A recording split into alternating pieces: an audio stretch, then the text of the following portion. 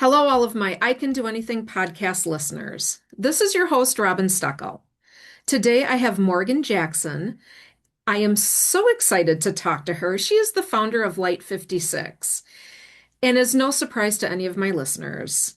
Yes, yes, indeed. I did find her via 29029. So, a quick short story for those of you on YouTube. My background today is of Whistler, which is where I met Morgan in person. Make a long story short, I became friends with Morgan on Instagram. And in August of 2024, as I was climbing up Whistler, I call it aid station 3 because it was at mile 3. But at mile 3, I ran into somebody who said, Robin, is that you? And I said, yeah, but I don't know who you are. And I felt really bad. I'm exhausted. I've climbed 3,000 vertical feet, 3 miles. And all of a sudden they said, I'm Morgan from Instagram. And I thought, I don't know a Morgan from Instagram. And then I said, what is your Instagram name? Because several of us do or do not go by our name. And then she told me her Instagram name, and I'm like, you're Morgan. She ran around from the volunteering table and she gave me a big hug, and she was so helpful to me. We've remained Instagram friends, and I followed her journey in 29029. So I am so excited to have Morgan on the podcast today. She is going to talk to us about her business that I think all of us should take a very serious look at and consider joining. Morgan, welcome to the podcast. Thank you so much, Robin. I love that story. And yeah, I love meeting people who I've met online in person. I know that my 15-year-old's always like, Mom, you tell me not to do that. But I'm like, I know, but I love meeting people in real life. So it was really exciting to meet you. And I feel like sometimes online you forget who you know in real life and who you don't. So that was a great story. And also, I will say, I've had a lot of comments throughout the years of 29029, people saying, so you're just going to meet this person and you're going to share a hotel room and then you're going to go hiking for the weekend or you're going to go do Mammoth March. And yeah, Yeah. this community, without getting into detail, the 29029 community is unlike any other community I've ever been involved with before. I've said it on several podcasts. But this is really just a different community, and it's a very safe and loving and accepting community. And I get why your kids say that, Morgan, but really, there are some safe spaces left in the world. Oh, absolutely, absolutely. And it's funny because the same thing happened inside of my community is we've met some of us have met in person and even some of us I started during the pandemic. So there were a few people where like a friend would bring a friend and even though we were local, we had only ever met virtually. And so it's been really fun starting to do more things in person. And then people are like, oh, you're so and so. And I'm like, oh, what? You don't already know each other? Because we actually have become quite close online or like through Zoom meetings, in online communities. And then it's just it's an interesting way to meet friends, I think. It is. It is. Let's get into your business. What did prior to Light 56 Morgan do? And then how did you even start the thought of starting your own business? Yeah. So I was always a high performer in like athletics and at work. I'm Canadian and went to business school where I was also doing a computer science degree and then started doing an internship at Microsoft, which then I carried into a job that I was doing while still trying to do 2 degrees. I eventually dropped the computer science piece. And then went on to work at Microsoft. I worked in their train with their international kind of training program. So there's at the time more than 2,000 kind of partners around the world who helped train people on Microsoft technology. And so I kind of like ran that program worldwide, which is really great because I have super passion for learning. So all of those things are all very much connected with learning. And then did some more like kind of marketing. And then I got pregnant. And being Canadian, in Canada, you have a year maternity leave, but you don't in America because we'd moved to Seattle. And I was like, I'm still going to take my Canadian maternity leave. My husband's also Canadian. Like it just felt right for our family. And that went on for about 12 years. I was like the super PTA mom. I actually helped with a couple of other small businesses, one that was like working on helping to save the bees. I did a little bit of consulting here and there just because I always was doing a lot. I was always hustling. And I remember in those early days of being a mom being like, but where's my report card? Where's my performance review? Like, how am I being measured on this? And I really struggled with that as someone who was always like, oh, here's the bar. This is what you got to do.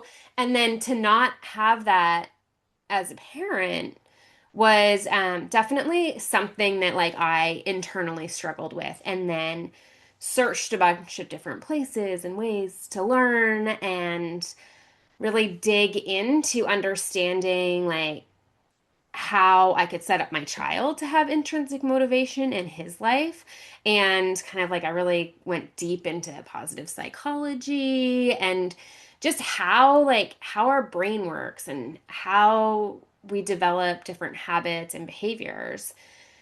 And from there, when the pandemic hit, I kept having conversations with my friends. Actually, I would even say I before that, I joined Michael Gervais, who is like a sports psychologist, a high performance sports psychologist.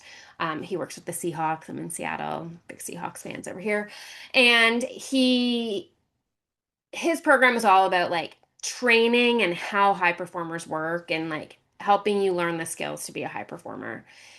But one of the key things that really stood out to me was that high performers intentionally practice rest and mindfulness.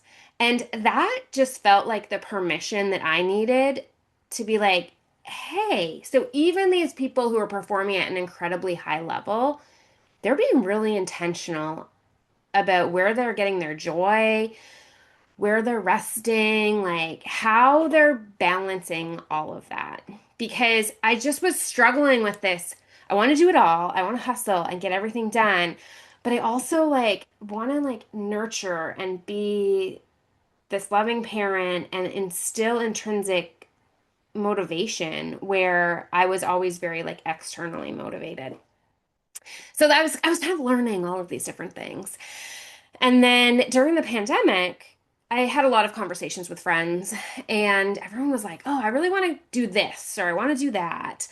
And it wasn't something that was, traditionally something that you could go and find a group that was doing it, right? It might have been, I want to be really intentional about what I'm reading, or I want to get better at how I sleep, or I want to stop shopping on Amazon, or I want to like be really creative. All of these things that you're like, well, who do you tell that you're doing this? How do you practice it? How do you not do it where it then becomes your entire identity? So I just had a lot of these conversations and sent out I like to call it my Jerry Maguire email to a bunch of girlfriends from many different places, from elementary school to my child's like first grade teacher to someone who like I had only met once or twice in a volunteer thing, this very random group of people and said, "Hey, I've had these conversations and there's this thing floating around online called 75 hard. That feels hard and not the thing that we want to be doing right now. Let's do our own version of it lightly. Like, let's lean into it with femininity. Let's give ourselves as much time as we need to complete it. But let's just like have this community around where we can share the things that we want to do." From there, we kind of like experimented a bunch and landed on 56 days rather than 75 because it's very feminine. So it is 2 moon cycles or 8 weeks. And that just felt more like intentional and feminine and doable because we also were like, how long is our attention span to kind of move forward with doing these things? And then we leaned into light versus hard or soft or happy because it just, to me, light is the opposite of dark. It's the opposite of heavy. It's that feeling that I get when I walk into a beautiful hotel room that is like, it just has all the light coming in. I'm just like, that's what I want. Like, that's my ideal feeling is to feel light. So, lots of different experimenting, lots of different trials of what light really means to you because it means something different to every person in every season and is constantly changing.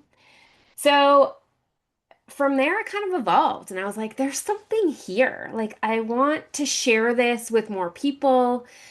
That ladies in my community were like, I want to bring in more friends. I want to try different things. I want to use it in different scenarios, like going back to work. There was a portion of this time where I did go back to work after 12 years, like to work for somebody else. And I use this model to do it. It's kind of cool because there's flexibility and agency in there to use it however you want to use it. Which I also during that time took a course at Stanford on positive psychology, and like agency is a huge, huge element of being happy in your life. So, yeah, from there, I have created an online community where we learn, create, play, and do these challenges, but it's not all about just the challenges because what I also found is that there was a ton of women who were like, "Oh, I want to participate in this, but like I'm not tracking habits. I don't want to give myself any sort of requirements." So I was like, great. But we still came together and have conversations, learn from super interesting people, and just share in community. So from there, I created this whole feeling light wheel, which as I kind of like dug into it and really understood like what does feeling light mean? Because it's not something that a lot of people talk about. And there's 6 categories. So it's around gratitude, joy, progress, feeling confident, feeling anchored or calm, and then bright or fully alive. And having a lot of words to help describe it because with every feeling or we often just don't have the vocabulary to say yes, like what I'm craving is more awe in my life, or what I'm craving is that like I want to feel confident. Or for me, a big one the past 6 months, kind of since I did 29 of 29, is like I just want clarity. Like I want to be clear and simple. Um, so it has evolved in many ways, but essentially started with this 56-day challenge, which is where the name comes from. And then my community is called Light 56 Circle because I believe that I'm like a guide and help create and share this framework and what I'm doing in my life. But I truly believe we each know what we want to do, or we already have an expert who like we trust to tell us what we want to do. And I like to help guide like how to do it in a simple, feminine, and self-compassionate way. So, no like really hard rules, but finding that alignment between like no structure and doing something perfectly is like really where self-compassion comes through. That is fantastic. I have a million questions, a million feelings, as I'm sure all the listeners do as well. When you were talking about 75 hard, I do have episodes on 75 hard. I did do 75 hard. Something that really just irks me whenever I see something is, oh, the diet of 75 hard. 75 hard, people, is not a diet plan. Yeah. 75 hard is obtaining discipline for 75 days. So it doesn't have anything to do with losing weight. It doesn't have anything to do with Andy Frisella, I'm sure would be just rolling his eyes if he saw all of the comments about 75 hard. But you bring up a fantastic point about the differences about being light or doing things not quite so all or nothing Yes, theory. And the absolutely. 75 hard for me was fantastic. I got to, I feel like day 28 or 29, I was on vacation, forgot to take a selfie. I still blame my friend Leslie to this day for forgetting to do that. It was absolutely not her fault, but I still blame her anyway. And then came home and did 75 hard. Again, it was really about discipline, but it is all or nothing. You either Yeah, do all of these tasks or you don't get any credit for it. And I do feel that there is a time and a place. My earlier days was really all or nothing. And up until recently has been all or nothing. I'm also the type of person who I want to do everything. I want to do yeah, all these 35 things all this month, and it's not going to happen. I do work with a registered dietitian, and she and I were laughing just on Monday about how I want to do all these different challenges and I want to do this and I want to do that. And she said, but where is your focus? And she and I really got to, you can do some of these things, just not all at the same time. And I absolutely. really felt like she knew what I was asking and she knew what I was saying more than I did. I think I was voicing it, but doing it in a light way Yeah. of what do I really want to do. And so she and I whittled down what I really want to do. And I do think that going lightly, going not all or nothing, but finding your path in your clarity, as you stated, does lift a lot of weight off of people's shoulders when it doesn't have to be perfect either. Perfectionism gets in the way so much of the time. Yeah. I'm in a challenge right now of this month is 3 miles a day. Am I going to do 3 miles a day every single day this month? Maybe, maybe not. Yeah. But am I going to be perfect? Probably not. Am Yeah. I going to do the average of 3 miles a day? Yeah, probably throughout the whole month. You're still doing something and it's not that heavy burden. Does your group talk about that? Yes, absolutely. So all or nothing is kind of one of the main things that came up because a lot of us felt like the way that we had been taught and learned and see in the world of how you achieve something or how you go about doing it is all or nothing. It's like you have to do that every day. Like it's very disciplined. Like if someone thinks, oh, I want to feel more grateful, then, well, you know how you do that? You do a 5-minute journal or you write down every single day 3 things that you're grateful for. And then what was happening is people were feeling shame when they missed a day or they didn't write it down. So, one of the things that I love to suggest is having a high low for any activity that you're doing. So, I love that you're thinking of your challenge as like your average being 3 days over the entire time. Like, that makes a ton of sense. It also really depends on where you're coming from it, right? Like, there's some people who are more in the nothing category. Like not worth nothing, but more in the like I'm not even going there because I know that I'm not going to be all in and I don't know how to do it in like with moderation. So thinking about like well let's talk about exercise, for example, just because I feel like that's like a simple go-to one. My challenge is not necessarily it's not often about exercise, but it definitely can be, is sometimes that range may just be like, I'm going to do something I love. Like, I'm going to move my body in a way that I love with no time limit, with no time commitment, with no like lists of these are the things that actually count. So that can really help like on the lower end of things versus then if you do more, awesome. But it really depends on the person. It depends on what motivates you. Um, and I think practicing, so one of the things that we do is we practice resetting. And so sometimes, especially if you're used to an all or nothing mindset or you're used to like maintaining a streak, when you miss a day, then you miss 10. Right? So having actions or intentions or practices that you can literally practice missing a day.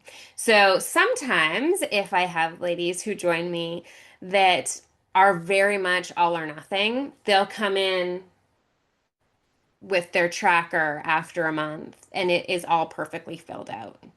And I'll say, your challenge tomorrow is to not do it. And that's really uncomfortable.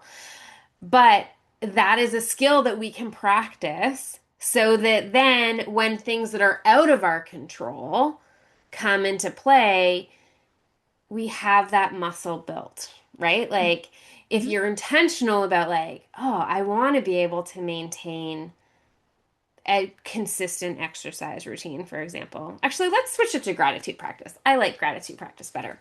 So let's be like, hey, I really want to feel more grateful. So I'm going to write down in my gratitude journal three things every morning and every night. Amazing. In my mind, that's like your high end. You can also be grateful by sending a text to someone to tell them how grateful you are of them. You can like note it either in your head or out loud. We love playing the gratitude game like in the car on the way home. Thank somebody like at the grocery store.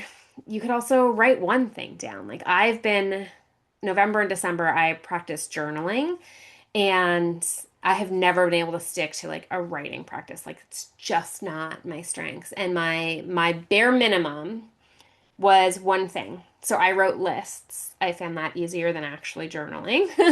And I was like, at a minimum, I'm going to write a prompt and like one thing for each of them. So that was like my bare minimum. So I think you can help get out of that all or nothing mindset by practicing doing nothing and then getting back onto it. But then also giving yourself that range, right? That it's not, it doesn't have to be something so specific. And your 3 miles is a perfect example of that. You do 1 mile today, and then you do three tomorrow, and then maybe four the next day, right? Like you build it back up. And but that can be hard. That can be really hard for some people. Or they'll miss one day and then just be like, didn't do it. I'm out. Yeah, I worked on that. 2025 for me was a year of fun, flexible, fun. I wasn't going to be constrained against anything. I wasn't going to train for anything, and I didn't.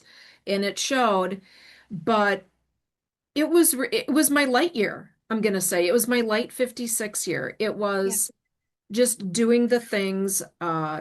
So some walkers, joggers, 5K is 3.1 Oh, miles. 3 miles. So there's a lot of memes or reels or TikToks out there about, oh, if you see somebody running in circles, they have to get to the whole number of miles or I always joke about, I'm going to do 3 miles. I'm not going to do 3.1 because that's breaking that pattern yeah. of all or Yeah. nothing. And I was like, but I want Yes. the 5K. I want to be able to put the 5K on my calendar. I want to be able to put the 5K on. Does it matter that I didn't get the point 0.1 mile? No, Yeah. it doesn't, to answer that question. So last year in 2025, I really started focusing on breaking some of those patterns. I definitely not OCD, but you are so ingrained of doing the thing, no matter what it is, eating the protein, the gratitude journal, having 5 things every single day, or drinking the water, whatever it is, some of these things really are good for us. But Absolutely. how do you break that perfectionism? And I broke a lot of perfectionisms last year. Yeah, that's amazing. And it And that's does what I don't feel, want it to feel like, well, to light means that like you're not doing these things. no, It's because actually what leads you to do more of them yes, because yes, you're doing it because you're motivated to do it, not necessarily just because of a number. right. And you learn to do it. you learn to find the things that bring you joy, right? Like, and the That's things that you're like, exactly it. oh, I actually love doing that piece of it versus feeling like I have to do that. Hmm. And then this like weird obligation of like, oh yeah, I need to be hitting that. Like I need to Yeah. share this story. So I don't remember, maybe in 2018, I was very into my Apple rings. And um I had So done those it. of us that don't have Apple, is that It's it's basically like there's three rings. It's like your move ring, your exercise ring, and your stand ring. And it like, you kind of like get a badge for completing a month or whatever those things are. And one day I was like, I think that I had done an entire year, which then you didn't get a badge for the entire year, which kind of irked me. I was like, how are you giving me a badge? Like I did this to see if I would get the year badge, and there was no year badge. And then somehow shortly after that, I missed one day by like 2 calories. Like that's how they do the activity goal. And so then I broke my streak. But like I broke my streak on two. It just, and it was, I was so angry about it. And then I realized, I was like, why am I angry about this? Like it was a good light bulb moment of those things actually don't matter. Like what matters was that I was moving my body, that I was enjoying it. And so leaning into that has brought back more of myself. Like one of the things that I've not done yet, but I will be doing soon is going figure skating. I would competitively figure skated until I was 18 and then talk about all or nothing and then like I've barely skated since then. And I'm like, what are the things that I love doing? And I'm like, that is something that I love doing. So I've been wearing my skates around my garage to get my feet used to them, to then go ice skating. And that came from this action of like, hey, I just want to move my body in a way that I love, not I'm only doing this and this and this, which I kind of did for 2 years for 29 or 29, which I don't regret. But it right? definitely taught me that, and this last year, I leaned more into Pilates and gyrotonics, which are two ways that I love to move my body. And that helped me with it, right? So I feel like the more you find those things that you love and you enjoy, then the more it motivates you to just do it because you love doing it. Recently, somebody had asked me, do I regret taking the year off per se? Now, Yeah. let's be clear. I still did yoga. I still stretched. I still did my workouts. I still had a strength and endurance coach. I had my registered dietitian. So it's not like I took the year off, Yeah. but I wasn't strict with my year. It wasn't a hard year, I would say. It was definitely a light year Yeah. in that sense. But what I did realize was exactly what you said. I found joy in so many more things because I wasn't doing a program per se, or I wasn't training hard for an event. Regardless of what the event was, I wasn't doing it.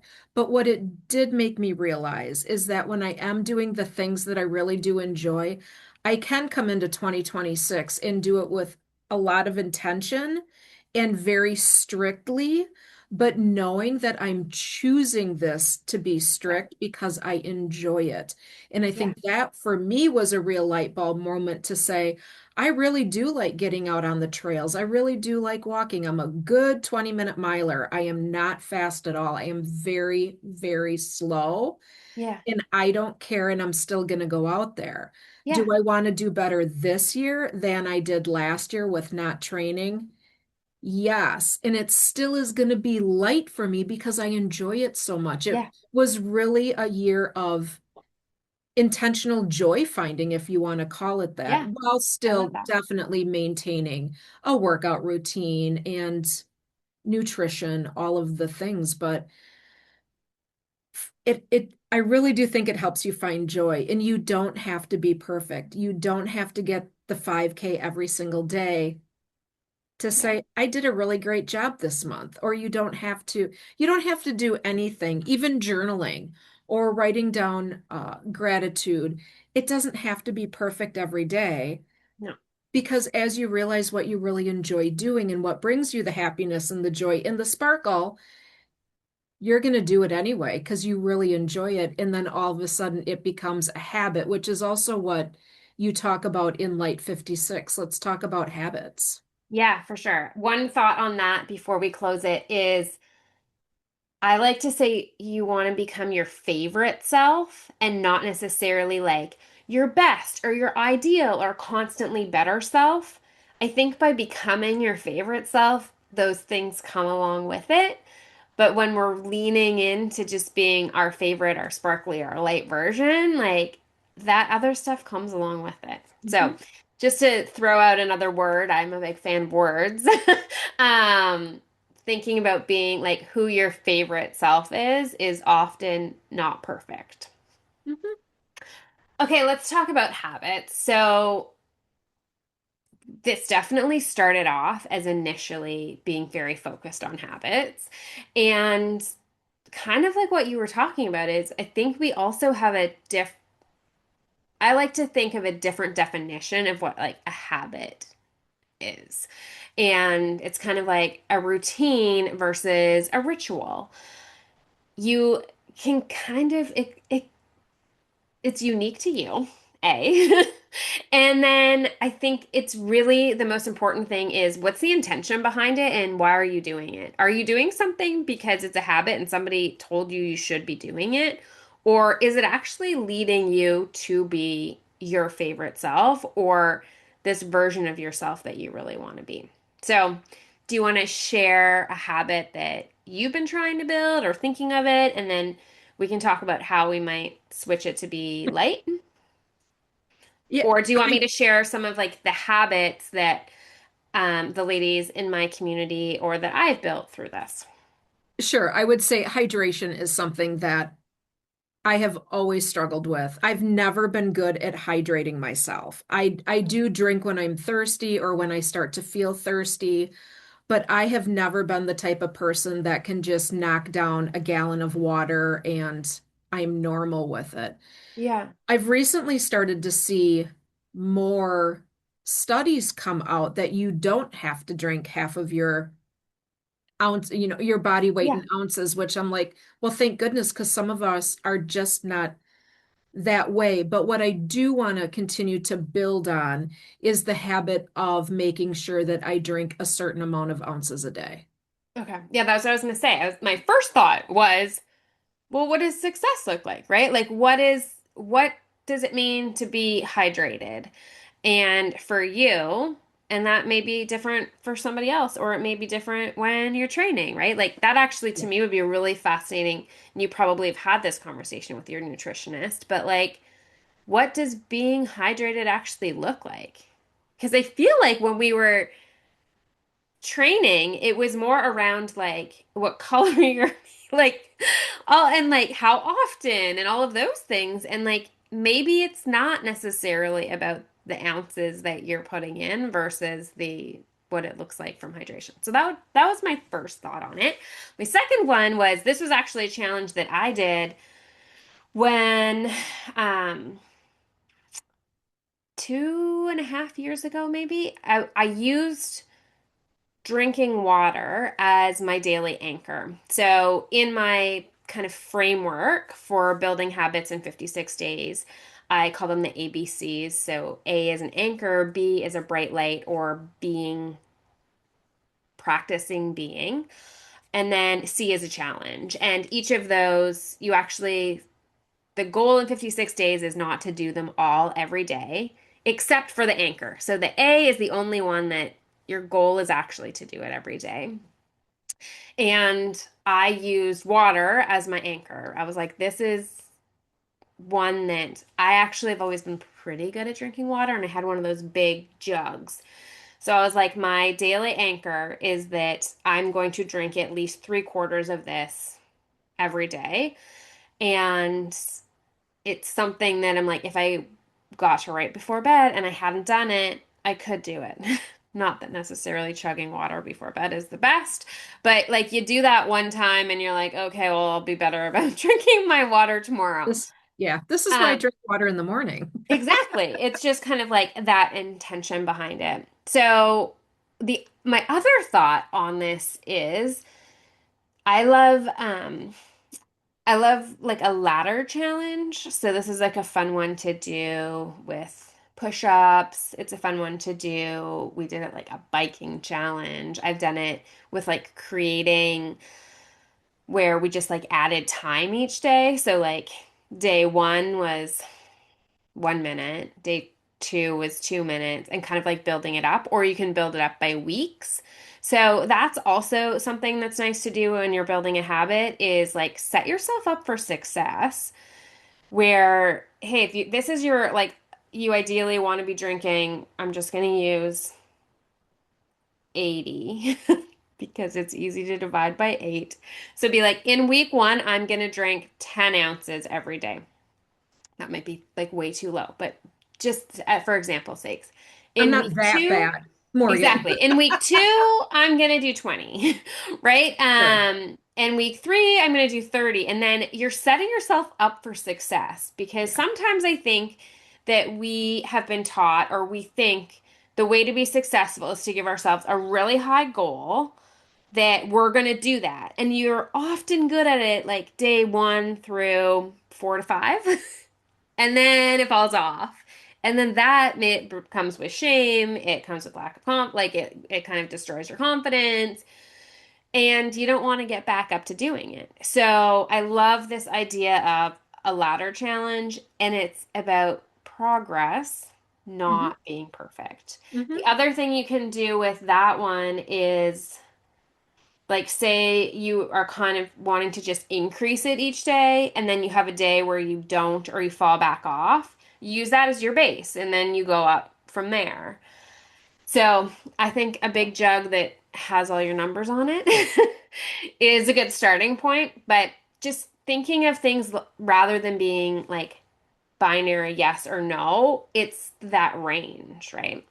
Well, and people can use that for anything. Taking the Absolutely. stairs, Yes. parking further away from whatever store, the grocery store. I'm one of the few people that are way out in the boondocks because one, I don't care. I want more steps. Or you can always find different things, especially in the buildings, taking the stairs. We did have a challenge at one point about finding something that you can do stair stepping like that, not literally Mm, stair stepping, but ladders. How can you continually make progress? But it can be little baby bits. yeah, And somebody picked reading to their children at night.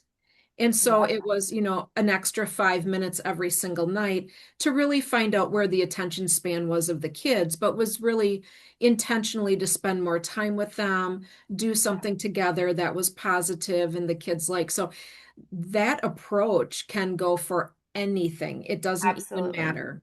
It's a great one to use for writing too, Yeah. where, like if you want to write more, if you want to write a book, something along those lines, like you start with one sentence and you just kind of work on building your way up because that just helps us visually see progress also. Like I love that the themes for 2026 really seem to be around being analog and whimsy. These are two things. I don't know if you've seen this online, but analog and whimsy like are huge. And I have always been a big proponent for coloring in a tracker. So like my tracker looks like the moon and there's kind of three pieces on it for people who are on video, or I'll just describe it, but I'll give you a link if people want to check it out. And it's great because it's that like your brain is physically coloring it in and seeing the progress.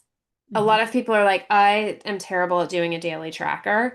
And this one is fun because I have tons of catch up videos where I'm always catching up. And it sort of feels like a little coloring challenge. But to be able to look at it and say, this is what progress looks like, it's not perfect, versus sometimes we get so in our head or so on our phone or our device or however we're tracking it, then it doesn't look as great. But this just gives that connection back to your brain that you have physically made progress on something. So I think if like the reading challenge, for example, or any of those, like a step challenge, a distance challenge, like coloring it in and having something that you're physically coloring in is really helpful to make progress and for your brain to also see, oh, like I didn't do 3 miles today. I did one, but that still made progress towards my end goal. Hmm. Active recovery as well. Yeah. The other thing on that too is time. Sometimes we just need a little bit more time. And I think that we really get caught up in this, like, well, I'm going to do that this month, or I'm only going to do that this year, or I need to get it done in this amount of time. Sometimes we just need to give ourselves a little bit of grace and extra time. It's one of the reasons why I love the number 56 and 56 days, because that is the perfect amount of time to do a 30-day challenge.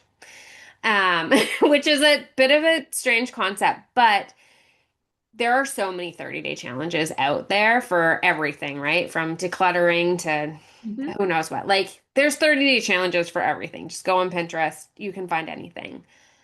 You start doing that and you miss a day or you miss 2 days, and you're like, well, I can't finish it.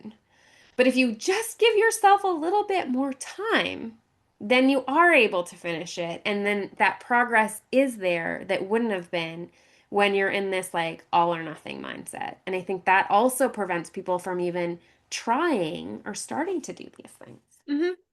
100%. I couldn't agree with you more. That's absolutely how I work. All of Love this it. is how I work. For my listeners that this really resonates with, they can go to your website, light56.com. Yep. What can they expect, or what services do you offer? And what can they expect with your newsletter? I did find that you can sign up for a newsletter. Yeah, Tell my listeners what they can get from Light 56. absolutely. So I offer a couple of different things. My The main way that people work directly with me is through my community, Light 56 Circle. And inside of there, we meet twice a month where we co-create, co-play, co-learn. So basically, it's time where we spend in community. I typically align those with the full moon and the new moon, which may sound a little bit woo-woo, but hear me out on this. I like to look at the moon as almost a clock. So it's like a 28-day clock. And I feel like it is a constant reminder that some days we're full, some days we're not, and it's a cycle and it's constantly changing.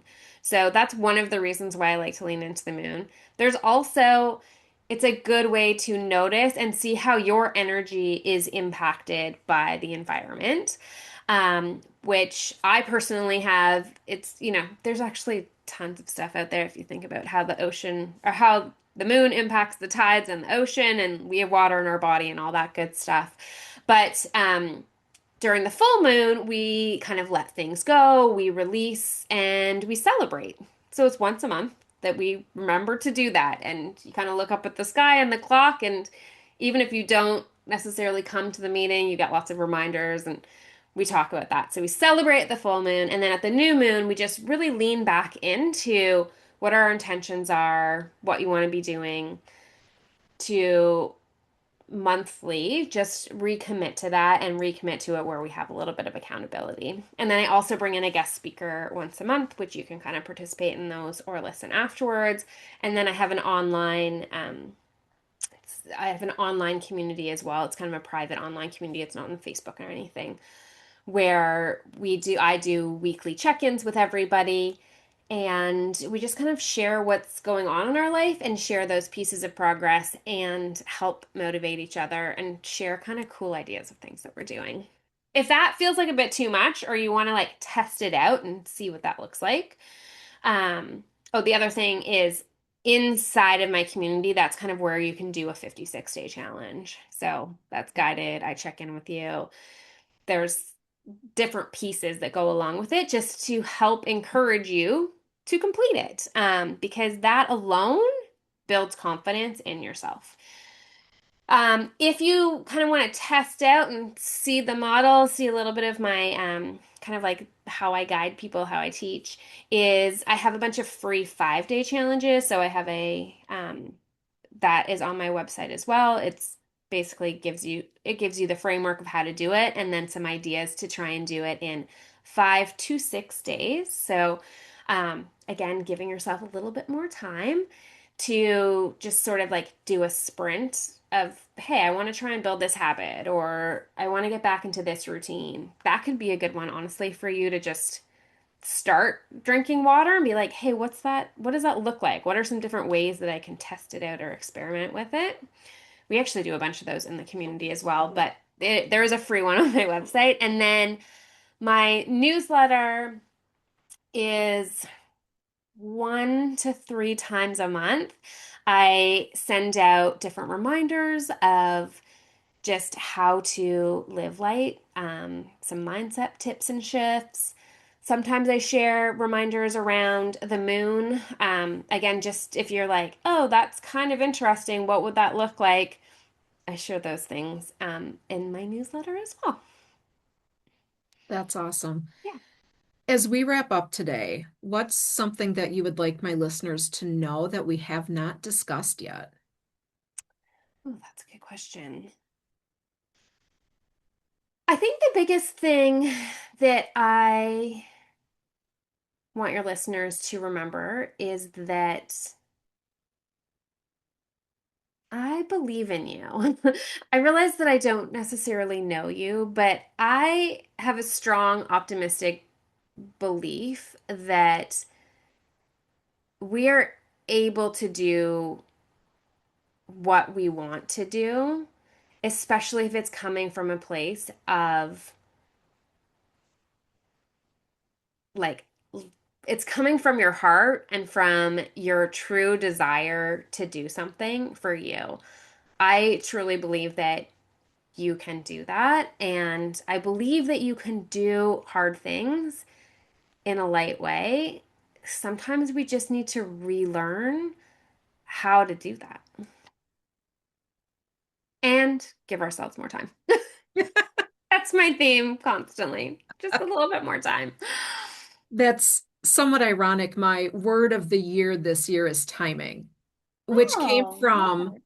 my light year in 2025, is that I think things very similar to you in the sense of you can do things, but sometimes it's about timing. Yeah, It's about when you're really ready. It's about when the moon aligns. It's really when things come together. And just because you didn't hit your ounces or just because you didn't hit your gratitude journal doesn't mean that you're not on the right path. Sometimes it's about timing. Because yeah, when you do hit that success, then what? yeah, Then what? Your timing was good. Your timing was on. And I do think sometimes we get too much into the all or nothing, which is why I love the Light 56. I love it so much. I do feel like the all or nothing just gets us in such a jam and gets us down a rabbit hole that we don't need to be on. We yeah, can have light years. And I had a really hard year last year with my mom passing and doing some things. I also had a fantastic year with some successes that were completely unexpected. yeah, So it's not all or nothing. yeah, yeah. In Agreed. timing just really, it's really been speaking to me the last few months. And I'm going into 2026 with it's all about timing.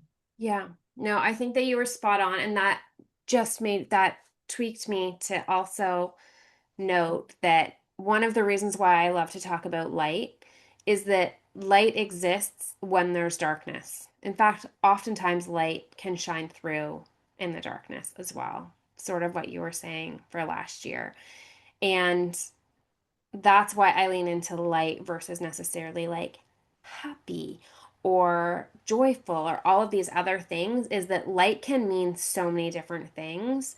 And as you practice what that means for you, as things are dark and heavy, you're able to get through them with a little bit more lightness too.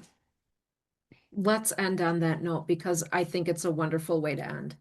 Oh, thanks, Robin. It was so lovely chatting. Yes, thank you very much. Thank you again for all of your support. Oh, you're so sweet. Of course. To all of my Happy to do it. I'm gonna become a 29 out of 29 volunteer, not a participant. yeah, trust me. Oh, thank you very much, Morgan. It was great catching up with you. I You love too. Light 56. I think everybody should go out there and take a look at light56.com, find out what speaks to you. Have a fantastic 2026. And to all of my listeners, stay awesome and keep reaching for your anything.